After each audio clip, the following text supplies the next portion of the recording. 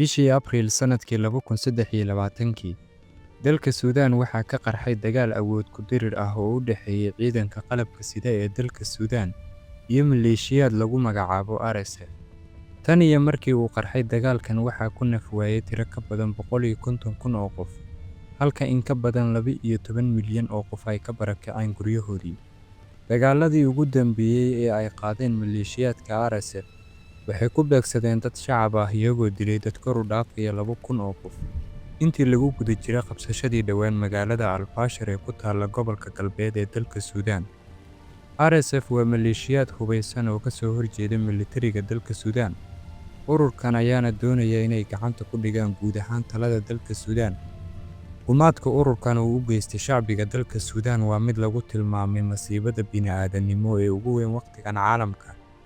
Haddaba maxaynu ka naqaanaa ururkan RSF? Maxayse tahay sababta rasmiga ah ee ay u gumaadayaan shacabka dalka Suudaan, si gaar ah dadka ku nool Al-Fashir oo ah magaalo dhacda gobolka Darfur ee galbeedka dalka Suudaan? Waxaan ku lafaguri doonaa muuqaalkeennan ee soo dhawaada saaxiibayaal. Aasaaska kooxda RSF waa silsilad dheer oo u laabanaysa sanadkii 1980. Asalka kooxdanna waxay ka koobnaayeen rag reer guuraa ah oo ka soo jeeday bariga dalka Chad iyo gobolka Darfur ee dalka Suudaan. Waxayna iskugu jireen dad asal ahaan Carab ah iyo kuwo Afrikaan ah, laakiin luqadda iyo dhaqanka kaga mid ahaa dadka Carabta ah.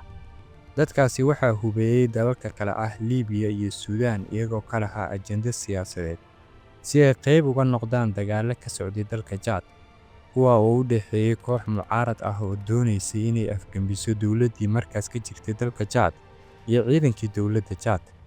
Waxa ayna si buuxda uga qayb qaateen dagaalkii xilligaas ka socday dalkaas. Sanadkii 1987 waxaa heshiis laga gaaray colaadii ka taagneyd dalka Chad, waxaana halkaas ku istaagay dagaalkii socday.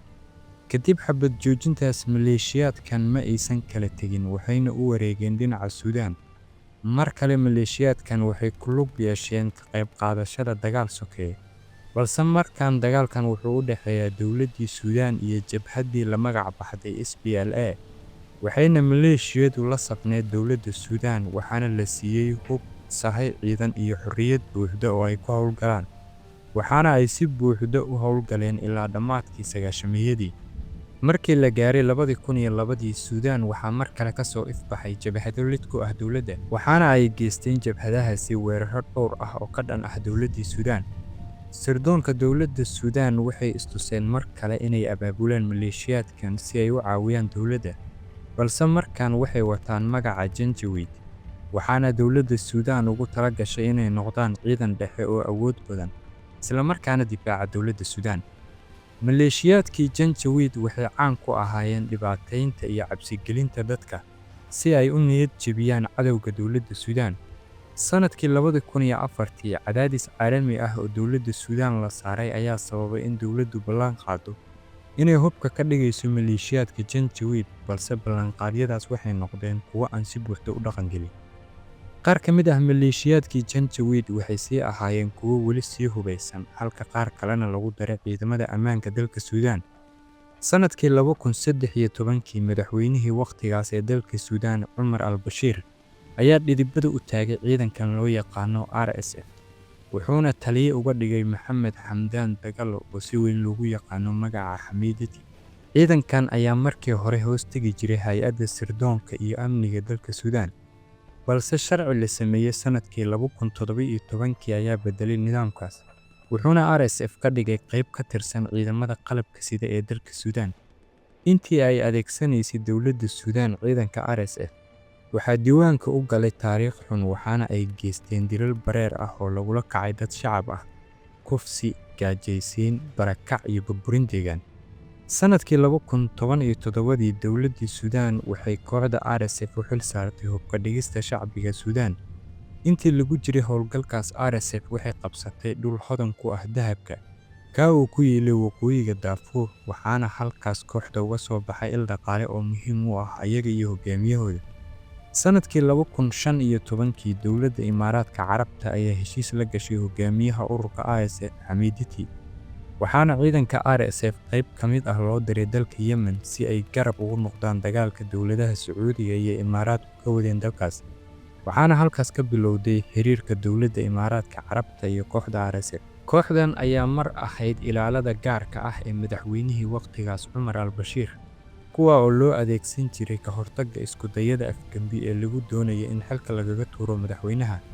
balse arrintaas waxay soo dhammaatay bishii Abriil sanadkii 2019 kadib markii la afgembiyey madaxweyne Cumar al-Bashir, waxaana xabsiga dhigay ciidamada militariga oo ay ku jireen kuwa RSF.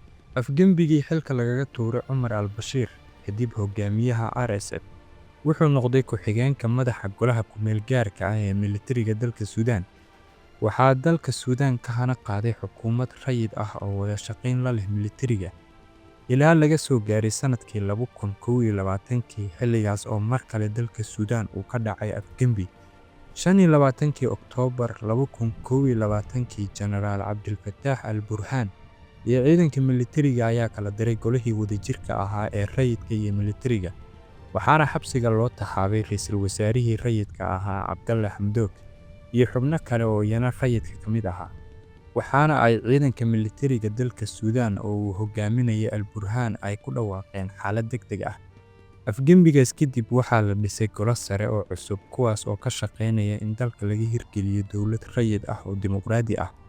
waxaana golahaas madax looga dhigay hogaankii ciidanka militariga dalka Suudaan, Cabdilfataax al-Burhaan. waxaa intaas wixii ka dambeeyay soo ifbaxay khilaaf xooggan oo soo kala dhexgalay ciidanka Suudaan iyo kooxda RSF, waxaana khilaafku ka dhashay qorshe lagu doonayay in ciidanka RSF lagu dhex daro ciidanka militariga dalka Suudaan.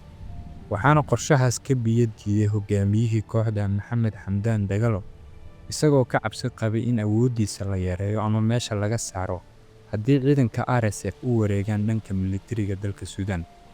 khilaafka oo sii xoogaystay muddo bilo ah kadib, 23 Abriil 2023 waxaa dalka Suudaan ka qarxay dagaal buuxa oo u dhexeeya ciidanka militariga dalka Suudaan iyo kooxda RSF. labada dhinac midba midka kale waxa uu ku eedeeyay inuu isagu dagaalka bilaabay. dagaalkii maalintaas qarxay wuxuu dhaliyay dhimashada kumanaan shacab ah, kufsi, barakac, gaajo iyo masiibo bini'aadanimo. waxaana kooxda RSF lagu eedeeyay in ay geysatay dambiyo dagaal iyagoo gumaaday shacabka aan Carabta ahayn ee ku noolaa gobollada ay gacanta ku dhigeen, sida gobolka Darfur, si gaara magaalada Al-Fashir oo ay kooxdan ka geysteen gumaad ba'an. kooxdan waxay taageero ka heshaa dalal dhowr ah, waxayna sidoo kale maalgelin iyo hub fara badan ka helaan dalka Imaaraadka Carabta. ujeedada kooxda RSF waa in ay si buuxda ula wareegaan guud ahaan dalka Suudaan, isla markaana ay dhisaan xukuumad rasmi ah oo uu dalka Suudaan yeesho. balse waxay dagaal adag kala kulmayaan ciidanka militariga dalka Suudaan oo iyaguna doonaya inay meesha ka saaraan ciidanka RSF, kuwa oo ay ku eedeeyeen inay yihiin fallaago calooshoodu shaqaystayaal ah. Suudaan waxay wajahaysaa maalmo adag oo ay horey u soo mareen dalal badan oo Afrikaan ah, taa oo ay ka mid tahay Soomaaliya. waxaana dalkan ka socda wax adduunyadu la cajabtay. waxaana halkaas ku eg dokumentarigeennii aan ka diyaarinay xaaladda dalka Suudaan iyo kooxda RSF.